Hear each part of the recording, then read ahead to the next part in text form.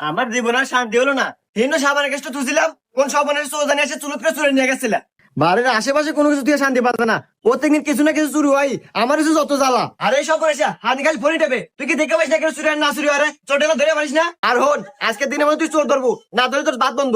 আচ্ছা যাও, আজকে আমি চোর ধরবো। এত জ্বালা সহ্য হয় না, প্রতিদিনের কথা শুনতে পারবো না। তোর আছে কি চুরি হয় কি বলে চুরি হয়, আজকে তো দিয়ে ছাড়বো আমি।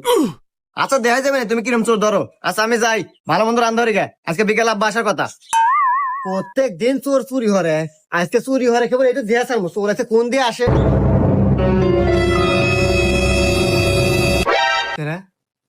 এই তো মনে হচ্ছে চোর।